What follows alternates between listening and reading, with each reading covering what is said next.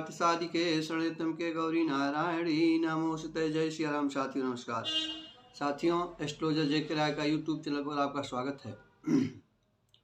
साथियों, जैसा कि मैं अपने तमाम वीडियो में चर्चा कर रहा हूं कि 2023 सन सन्निकट है, बिल्कुल आने वाला है। तो हर व्यक्ति के मन में यह उत्कंठा होती है कि यह आगामी साल हमारा कैसा रहेगा, क्या फल हमारे प्राप्त होंगे, क्या सुख दुख रहेंगे, क्या परेशानियां होंगी। इसको सभी जानने की उत्कंठा होती है। इसलिए मैंने अपने तमाम वीडियो में मेष से लेकर के मीन राशि तक के जो जातक हैं उनके अलग अलग वीडियो में उनके पूरे वर्ष का फलादेश बता रहा हूँ। इस वीडियो में मैं धनु राशि का फलादेश बताऊँगा। किन लोगों के नाम के प्रथम अक्षर से धनु राशि बनती है, अंग्रेजी हो अथवा हिंदी हो, और इसके साथ साथ जो परेशानियाँ होंगी उन परेशानियों के निवारण करने के लिए आपको उपाय बताता हूँ। यदि आप हमारे चैनल में प्रथम बार उपस्थित हुए हैं अथवा हमारे वीडियो पहली बार देख रहे हैं, कृपया हमारे चैनल को सब्सक्राइब कर लें, बगल बेल आइकन घंटी प्रेस कर लें, जिससे हमारी बनाई वीडियो आपको समय प्राप्त हो सके और आप नई जानकारियों का लाभ उठा सकें। साथियों, मैं अपने हर वीडियो में कुछ न कोई नई बातें आपको खोज करके प्रस्तुत कर रहा हूँ। आपके कल्याण के लिए वास्तुशास्त्र, लाल किताब के उपाय, टोटके, अंक ज्योतिष, सामान्य ज्योतिष, सब चीज़ों को सम्मिश्रण करके नई बातें आपको बता रहा हूँ। तो आते हैं मूल विषय पर, जिससे आज की जो चर्चा है वो धनु राशि की है। तो जो हिंदी के जो प्रथम अक्षर होते हैं, जो नाम का आपको प्रथम अक्षर अथवा राशि का नाम हो अथवा पुकार का नाम हो, ये, यो, भा, भी, भू, ध, फ, ठ, भे, इन लोगों का जिनके नाम का प्रथम अक्षर होगा अथवा अंग्रेजी में Y, B H, D H और पी एच। पी एच से फ, डी एच से ध, इसमें ध भी आया था, और बी एच से भ। तो जो प्रथम अक्षर होगा नाम का उसकी बनेगी धनुराशि। तो साथियों, धनुराशि के स्वामी जो होते हैं वो होते हैं बृहस्पति देव, जो अत्यंत ही शुभ ग्रह होते हैं। हमारे ज्योतिष की मान्यता है कि कुंडली में यदि बृहस्पति हो, बुध हैं अथवा शुक्र हैं, इनमें से कोई भी एक ग्रह कुंडली के केंद्र स्थानों में 1, 4, 7, 10 में बैठ जाते हैं तो कुंडली के तमाम अशुभ प्रभावों को दूर कर देते हैं। तो आपसे समझ सकते हैं कि आपका जो राशि स्वामी गुरु हैं वो कितने प्रभावशाली हैं। तो साथियों, जनवरी जो प्रथम आपके शुरू हो रही है 1 जनवरी 2023 से 17 जनवरी तक शनिदेव महाराज की साढ़े का प्रभाव आप पर रहेगा। लेकिन 17 जनवरी के बाद साढ़े के प्रभाव से आप मुक्त हो जाएंगे। लेकिन इस 17 दिनों में मानसिक परेशानी, कार्यों में विलंब, पारिवारिक उलझनें, समस्याएं बनी रहती हैं। और साथियों, एक चीज़ मैंने महसूस किया है कि मानसिक परेशानी के साथ साथ साढ़े का जो प्रभाव होता है, इसमें जो आपके निकटवर्ती लोग होते हैं वो भी दूसरों जैसा, परायों जैसा व्यवहार करने लगते हैं और आपके लिए एक समस्या पैदा हो जाती है। आपके राशि स्वामी जो बृहस्पति हैं वो जनवरी के प्रारंभ से ही 21 अप्रैल तक आपकी जो वर्ष प्रवेश कुंडली है उसके चतुर्थ भाव में मीन राशि को अगर बैठे रहेंगे, जिससे आपके नए जो लोग रोजगार के प्रयास में होंगे, रोजगार, पदवी, प्रतिष्ठा, सुख साधनों में समृद्धि, वृद्धि, नया वाहन खरीद सकते हैं।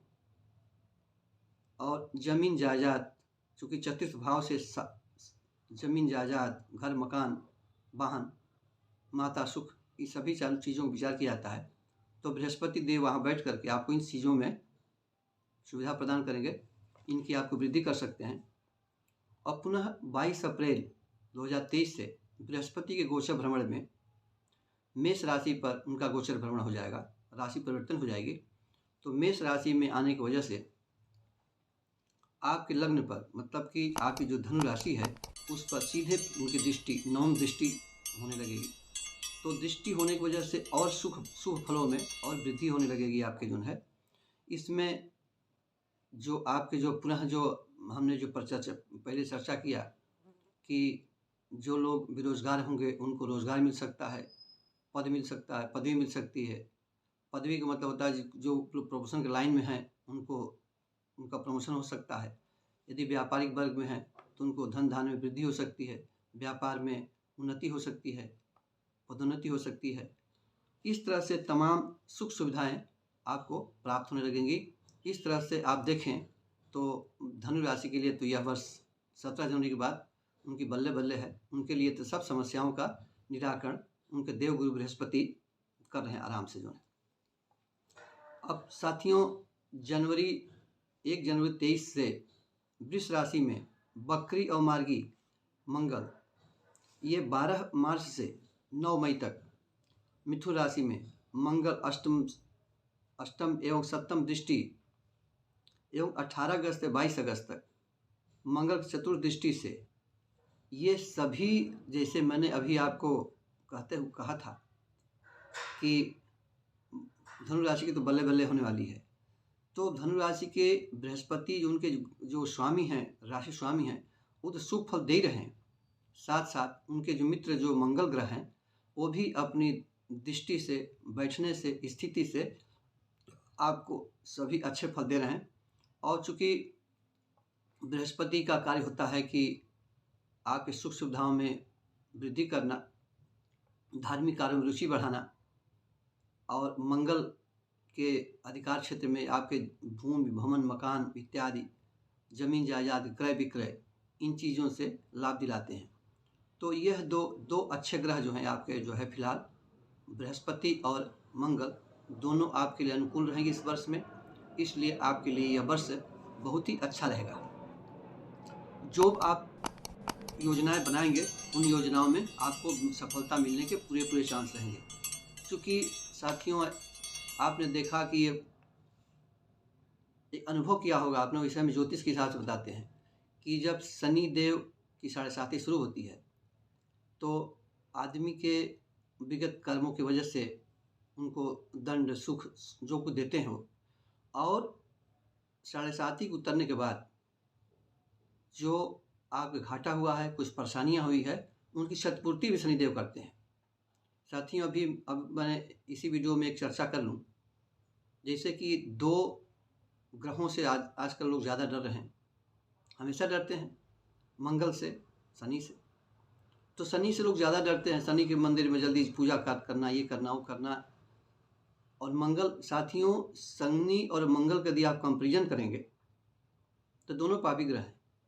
लेकिन अगर मंगल की कुदृष्टि है तो मंगल सदैव नुकसान ही करेंगे, लास्ट उनका भी नुकसान रहेगा। लेकिन शनिदेव चूँकि एक न्यायिक अधिकारी हैं, न्याय का पद उनको मिला हुआ है, न्याय मंत्री हैं, मंत्रिमंडल के, देवगुरु के मंत्रिमंडल में न्याय मंत्री हैं, तो इसलिए उनका जो न्याय होता है वो अंत में जो समय होता है, चूँकि मैंने कहा कि जज हैं, वो न्यायाधिकारी हैं, तो मनुष्य के बुरे कर्मों का फल देते हैं, और बुरे कर्मों के फल देने की वजह से आदमी जब संयुक्त मतलब कि अच्छा हो जाता है, उसका चाल चलन व्यवहार सब कुछ ठीक हो जाता है, तो शनिदेव उसको फिर जो घाटा हुआ तो उसकी पूर्ति कर देते हैं।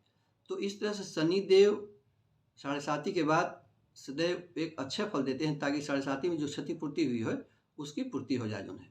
तो इसलिए आपने देखा कि ये धनु राशि के जो जातक होंगे उनके लिए बृहस्पति और उनके राशि स्वामी बृहस्पति और उनके मित्र ग्रह मंगल की वजह से उनका पूरा वर्ष जो है सुख सुविधा संपन्न से अच्छा रहेगा।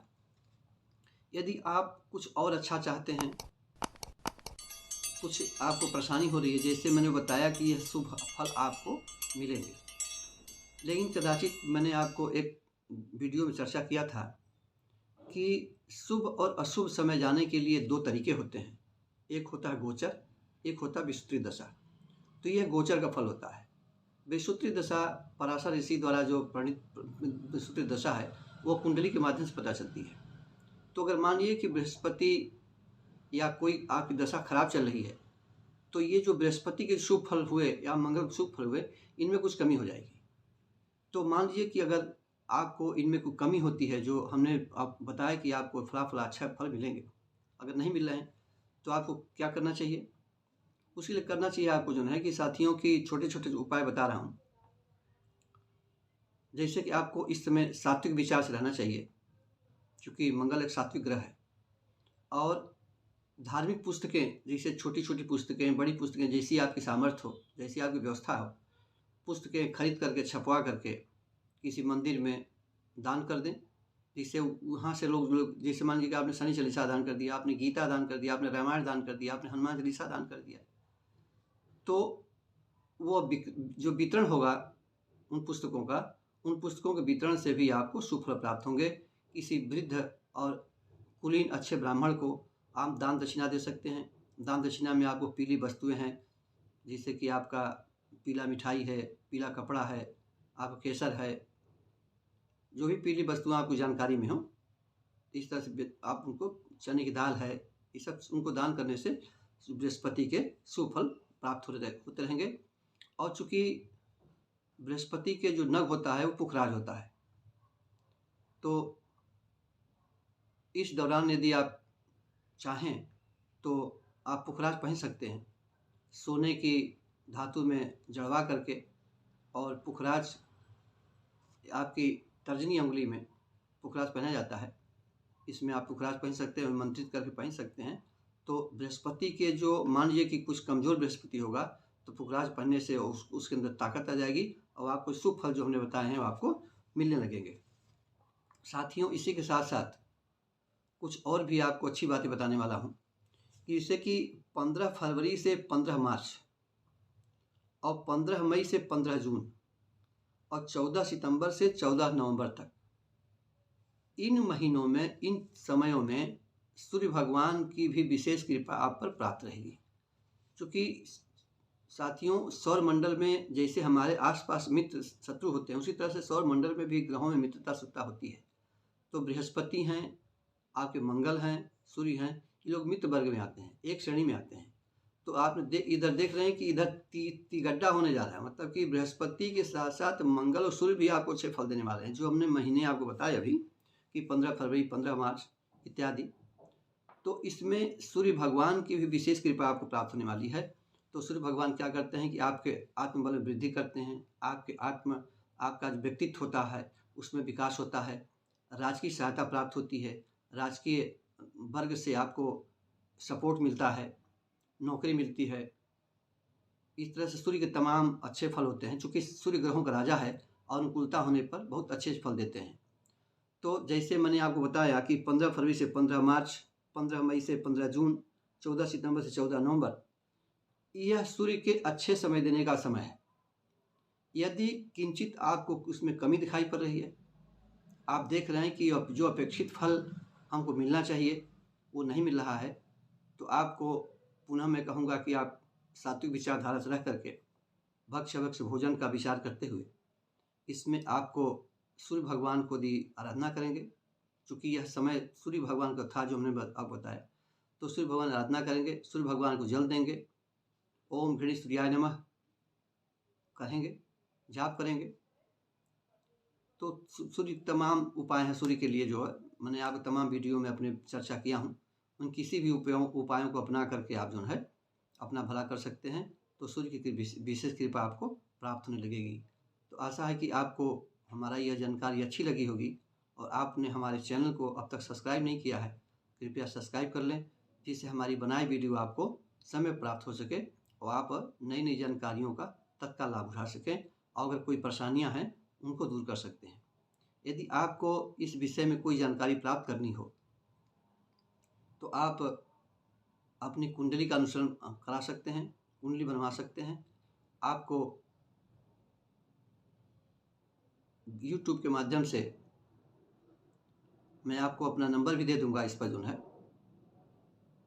73 51 52 58 55, 73 51 52 58 55। इस नंबर पे आप फ़ोन करके संपर्क करके आप अपनी समस्या का समाधान करा सकते हैं। तो साथियों, फिर मिलते हैं अगले वीडियो में नए विषय पर। तब तक के लिए नमस्कार। वीडियो देखने के लिए आपको बहुत बहुत धन्यवाद।